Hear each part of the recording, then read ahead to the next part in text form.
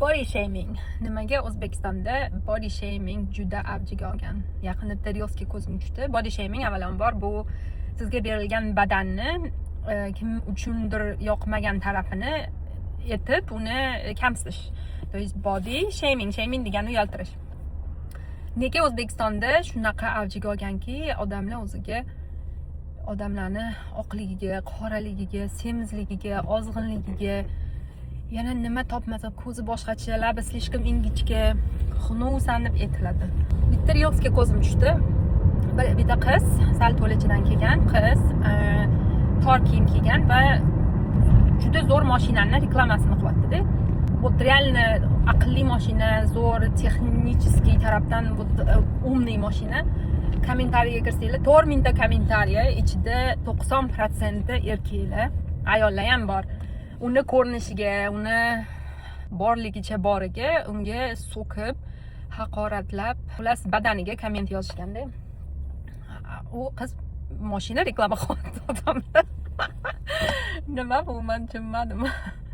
Bitta masalan, voy choching unaqa ekan desa, why are you body shaming me deydi. Nimaga meni uyaltiryapsan, borligimcha qabul qilmayapsan? Haqiqatan ham nimaga sizlar o'zingizlarga mana masalamda men yaqinda reels qo'ydim erkaklarga ko'krak uchun nimaga kerak? Menga o'ta shunaqa kommentlar tashlashdi. Sen Alloh nima o'ylashini qattan bilasan, sen unaqa ishlarga aralashma deysizlar-yu, lekin o'zinglarni Alloh yaratgan, Alloh shunaqa yaratsam to'g'ri bo'ladi deb o'ylagan badanni o'zingizlarga mana shunaqa kamsitishga ruxsat berasizlar.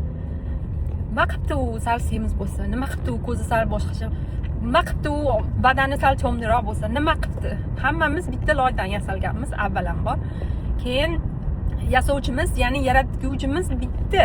Ya'ni o'sha kommentlarni tashlab, o'sha odamni ko'rinishini kamsitsanglar, bu degani Allohning vkusini kamsityapsizlar degani. Ya'ni Alloh shuni loyiq ko'rdi, mana shunaqa yasataman dedi shu odamni. Sizlar lekin kelib o'ting unaqa palonsan, pismadonsan deb so'kib haqoratlab, bu logikaga to'g'ri kelmaydi. Bir aql o'rgatadi odamlar, san unaqa aralashma deydi, lekin o'zi xuddi o'sha narsani bunaqa odamlarni Gippokratlar deydi.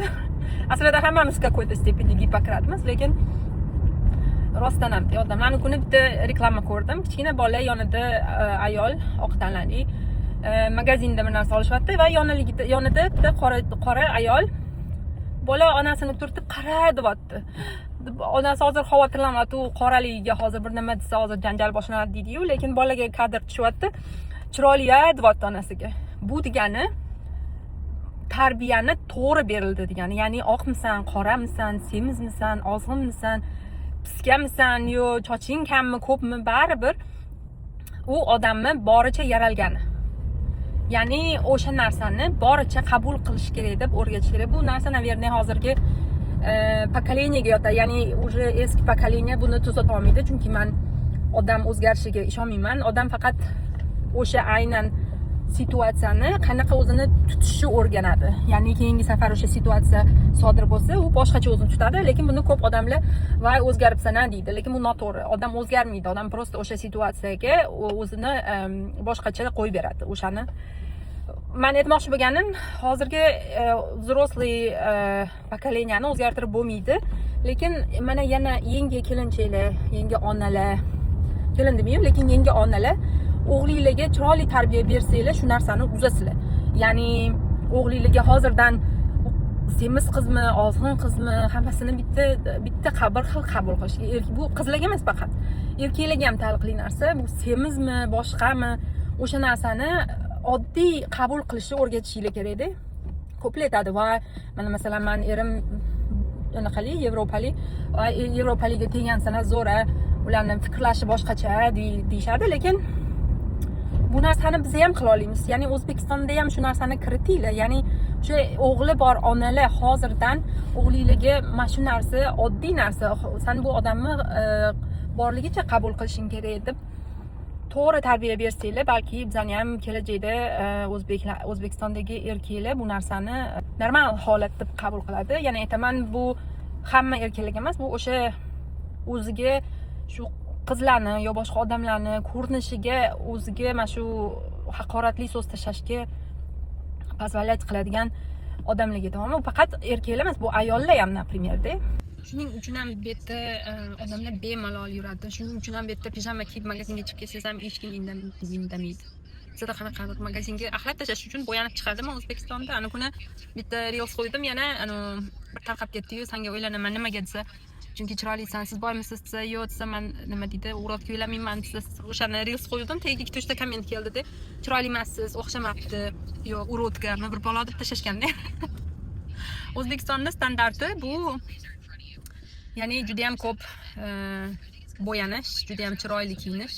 Odamlar aslabsiz, ozgina bo'sh qo'yinglar o'zinglarni. Dunyo faqat bo'yanish bilan, chiroyli kiyinish bilan. Men tushunaman, odamlarning gap so'ziga qarab mana shunaqa qilasizlar-yu, endi umuman shu masxara qilib tashamasin yo kamsitib tashamasin deb balki qilinsa kerak-yu bunaqa narsalar, lekin hayot juda qisqa. Juda qisqa, так что magazinga pijama kiymoqchimisizlar, kiyib chiqaveringlar. Kim nima desa deversin. Shunga body shamingga to'xtatishinglar kerak.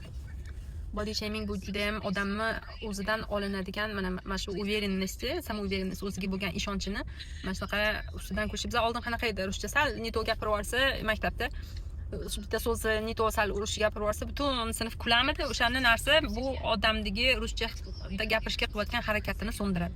Bu ham bu qanaqadir uyaltirish yo boshqa qilish, bu degani odamzodda rivojlanishini juda ham tormozlantiradigan narsa. Так что bu juda achinarli holat aslida. Men masalan qizimga kechqurun kitob o'qiyman. Bitta kitob bor, Penguin Pip degan.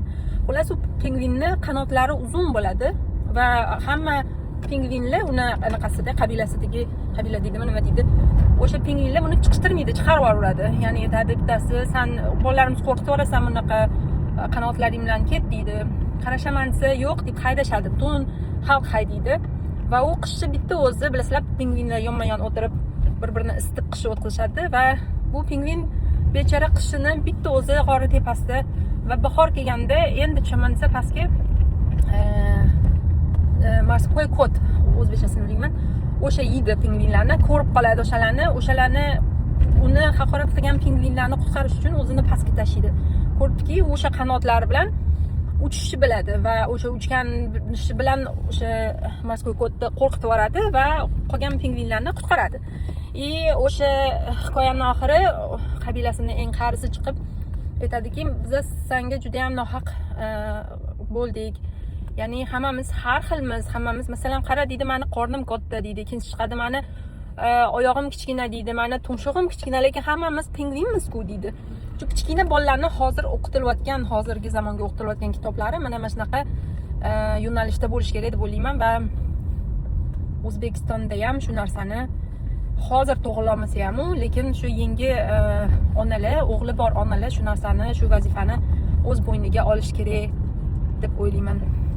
Sizlar nima deb o'ylaysizlar? Fikringizni yozinglar pastga.